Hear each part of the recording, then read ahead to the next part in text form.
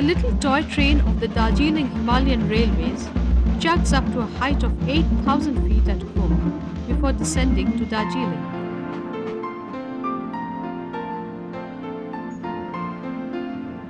No matter what the season, visitors from all over the world flock here.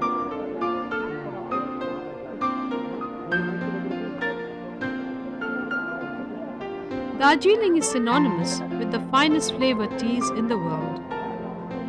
Makaibari, with a tea manufacturing tradition of 140 years, may be termed the creme de la creme of Darjeeling teas. साथी त्यो पारी चरीले गीत गाएर रुखमा बसी नाचेको हरियो भएछ. Perched in the Himalayan heights, Makaibari Tea Estate, a shining beacon for global sustainability, has been owned and managed for generations by the Banerjee family. Sustainable practices commenced in Makaibari from 1945 when P.N. Banerjee, a legendary planter, observed that the erosion of topsoil did not occur in the forests due to protective layers of withering leaves. He created banks of various grasses, lopped off and placed between the tea bushes. This vegetal blanket prevented soil wash by taking the impact of the rain.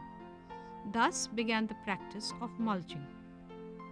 Today, the tea bushes are ensconced between subtropical rainforests, which occupy twice the tea area of 250 hectares. The focus is on the woodlands, home to over 300 bird species, numerous mammals with a flourishing leopard population, over 500 floral species, and myriad forms of insect life. Man is integrated in this organism as a positive component of holistic sustainable agriculture. 1,689 people live in 7 villages which form one community. This is a unique window of joint forest management, the forerunner of global rural lifestyles for the next millennium.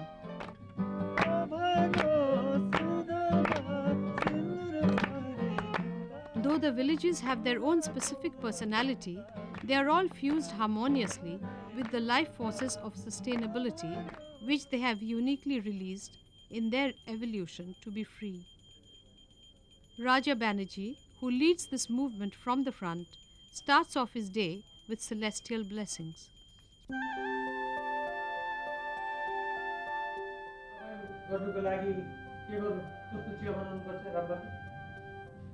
The joint body, a committee elected yearly from the 7 villages, comprise 9 members, 5 of whom are women.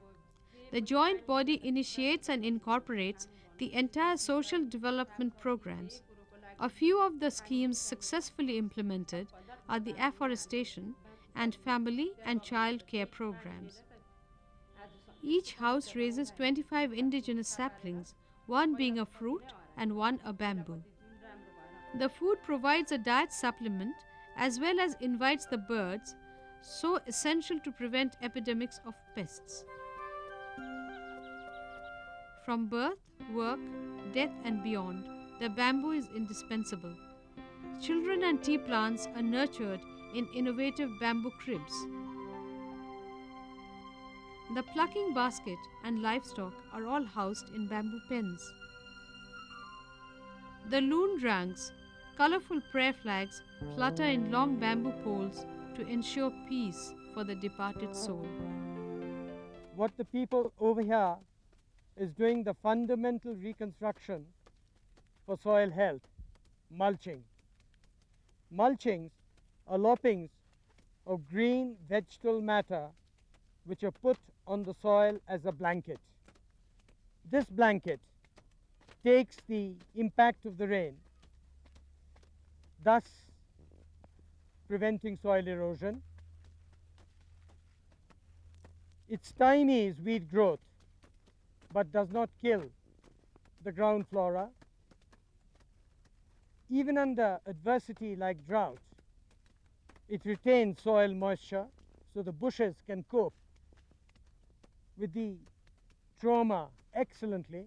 Last but not least, when the mulch decays, it forms a terrific topsoil which is high in humus and rich in fertility, the likes of which is never to be found anywhere in the district of Darjeeling. You have soil like that when it decays. A client of ours from America was so moved by the soil that he said it was ground fit to sleep on. And strangely enough, we challenged him and he spent the night sleeping on the ground on the plantation itself. And he woke up very refreshed and rejuvenated. And it added another dimension to our modus of mulching.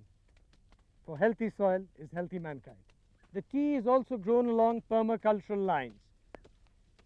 What is permaculture? It is permanent agriculture. You have the subtropical rainforest as the first stage. Then the permanent legumes like albizzias. The third stage is, of course, the temporary legumes like indigo fera, the yellow flowered crotalaria, Leucaena over here, which you see. The fourth are repellents like neem trees, grasses, Guatemala grass, these are Guatemala grass, other vegetation, lemongrass. The fifth stage is the tea itself, because it has to be pruned down to be kept at a manageable plucking height. So the pruning litter, it's placed on site as compost, and when it decays, within 7 or 8 months, it just decays into the soil. There it's completely, the pruning litter is completely broken down and it's interwoven into the soil as terrific fertility. The last stage is, of course, the ground flora, which is recharged with 10 or 12 varieties of imported clover and 7 or 8 varieties of local clover and a diversity of weeds and herbs and vegetation which are all indigenous. The mingling of the leaf fall from these 6 stages of permacultural practices creates a soil which is totally unique and possessing a specific personality of its own. This personality is reflected on the tea when you drink it, whether it is black, green or oolong. It's vibrating with the spirit and energy of Makaibari.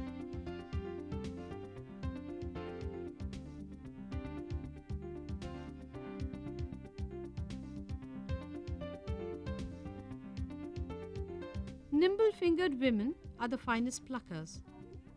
After plucking, the leaves are brought to strategically located weighman sheds.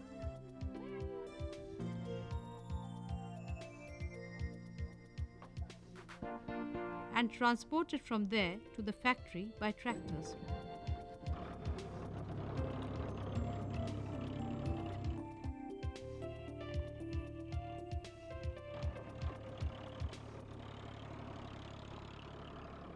We have arrived at the first stage of manufacture, which is withering.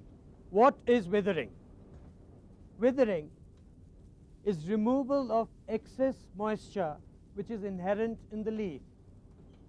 The excess moisture is removed by blowing conditioned air in these troughs where the leaves are spread. It's normally a 14-hour process, and the weight loss by removal of excess moisture is optimally to the tune of 70%. Why we remove this moisture will be very apparent to you when we move to the next stage of manufacture.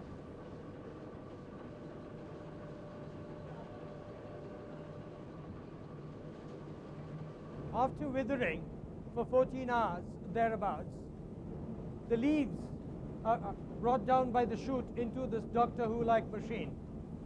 It's actually a very simple machine called the roller. The purpose of rolling is twofold. Firstly, it imparts leaf style, and secondly, and more importantly, catalyzes fermentation. And after 50 minutes of this roll, when fermentation is at its peak, it changes color to a coppery brown, and that is the time it is dropped and brought into sifting for finer and coarse grades.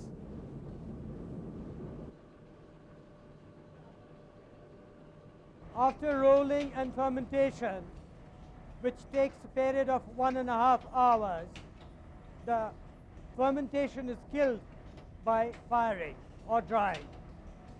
The temperature is maintained at 250 degrees Fahrenheit in this dryer, and the run-through time through the trays is for 24 minutes. Once it drops, the tea is ready. We do the final sorting, which we'll go to next, and packed and sent off to destination all over the world.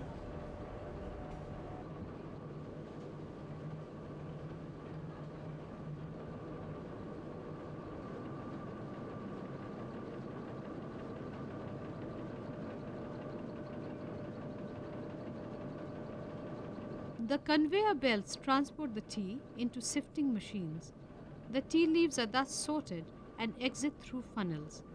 The gauge of the funnel defines the grades.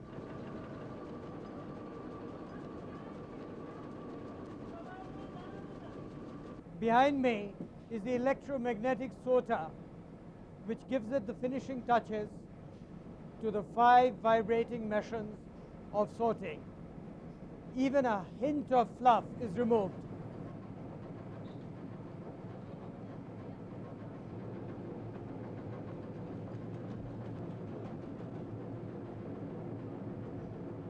Now Jamuni will come and show you the details of the craftsmanship of sorting.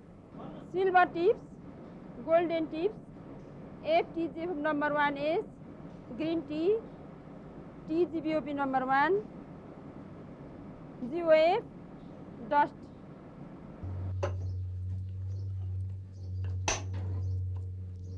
Tasting is done in-house and helps to make an initial evaluation of the produce. Wonderful. Okay, pick up your tasting thing. Let's see what happens to everything. Let's.